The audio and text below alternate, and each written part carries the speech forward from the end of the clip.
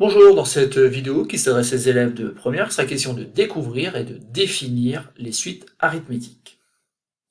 Pour cela, donc, je vous propose tout simplement de compléter ces suites logiques, donc les suites UN, VN et WN, pour lesquelles nous a donné les premiers termes.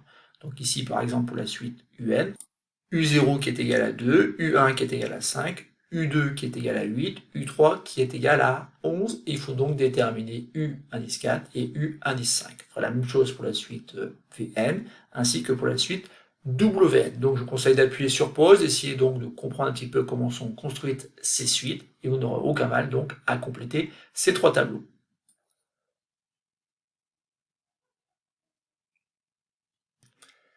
Et donc, complétons ces trois tableaux. Donc, il suffit simplement d'observer un petit peu les valeurs que l'on a dans ce tableau. On a 2 puis 5, 5 puis 8, 8 plus puis 11, et on nous dit que ces suites sont logiques. Donc, il y a une certaine logique dans le fait qu'on ait 2, 5, 8 et 11, et cette logique-là, vous l'avez trouvée sûrement, hein, c'est tout simplement qu'on ajoute 3 pour passer d'un terme au suivant.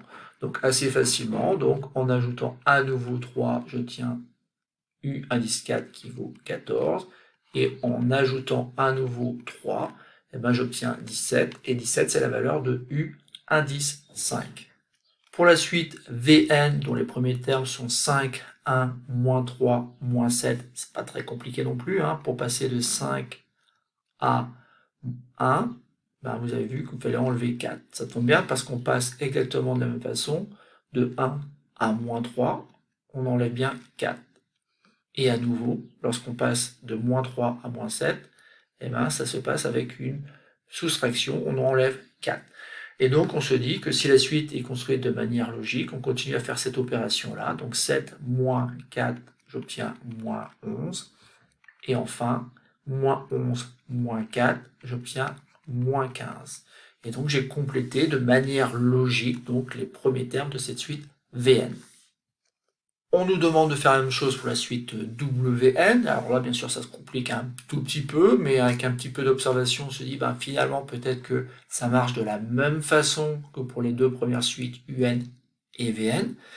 Et donc, on se dit, ben voilà, quel est le nombre qui pourrait peut-être permettre de passer par une addition du nombre 1 demi à 2 tiers, ou de 2 tiers à 5 sixièmes, ou de 5 sixièmes à 1. Bon, moi, je suis tenté quand même de regarder tout de suite ici le fait que pour passer de 5 sixièmes à 1, on rajoute bien donc 1 sixième. Et ensuite, on se dit, ben voilà, est-ce que pour passer de 1 demi à 2 tiers, eh ben, on peut ajouter donc 1 sixième.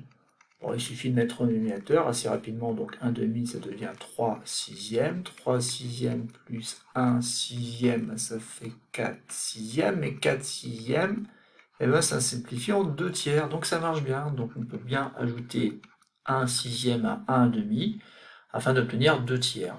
Et de la même façon ici, ben, si je rajoute 1 sixième, ça marche encore. Pourquoi? Parce que j'ai obtenu 4 sixièmes dans un premier temps ici. 2 tiers, c'est 4 sixièmes. Si je rajoute 1 sixième, ça fait bien 5 sixièmes.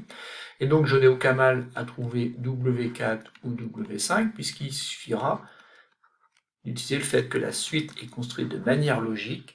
Et de manière logique ici, ça consiste tout simplement à ajouter un sixième à chaque fois. Donc 6 sixièmes plus 1 sixième, ça fait 7 sixièmes. Et enfin, 7 sixièmes plus 1 sixième, ça fait 8 sixièmes dans un premier temps, mais que je m'empresse de simplifier en 4 tiers. Voilà, donc on a complété de manière logique ces trois suites, et qu'est-ce qu'il faut en retenir? Ben que finalement, ces trois suites sont construites de la même façon, c'est-à-dire qu'on passe d'un terme au suivant en rajoutant toujours la même quantité. Donc au début, ici, on a rajouté 3. Pour la suite Vn, on a rajouté le nombre moins 4. Bah oui, on a rajouté une quantité, mais qui est négative. Donc c'est bien une addition dans laquelle on ajoute tout simplement le nombre moins 4. Et pour la dernière, où c'était peut-être un peu moins évident, bah on rajoute un nombre d'écriture fractionnaire, on rajoute 1 sixième. Et donc ce qu'on va appeler suite arithmétique, ce sont des suites pour lesquelles on passe d'un terme au suivant en rajoutant toujours un même nombre. Et donc, définition, dire qu'une suite est arithmétique signifie qu'il existe un nombre réel R tel que pour tout entier naturel n, U indice n plus 1 est égal à U indice n plus ce nombre R. Le nombre réel R est appelé raison de la suite UN. Ce qu'il faut bien donc avoir en tête, c'est qu'une suite est dite arithmétique lorsqu'on passe d'un terme au suivant en ajoutant toujours le même nombre qui est noté ici, R. Donc un petit exemple, la suite des nombres impairs, 1, 3, 5, 7, etc. est bien une suite arithmétique. De raison 2. En effet, ici on passe d'un terme au suivant en ajoutant toujours le nombre 2. Voilà, c'est tout pour cette première vidéo sur les suites arithmétiques. Il y en aura d'autres, bien sûr, où vous allez découvrir donc les propriétés des suites arithmétiques.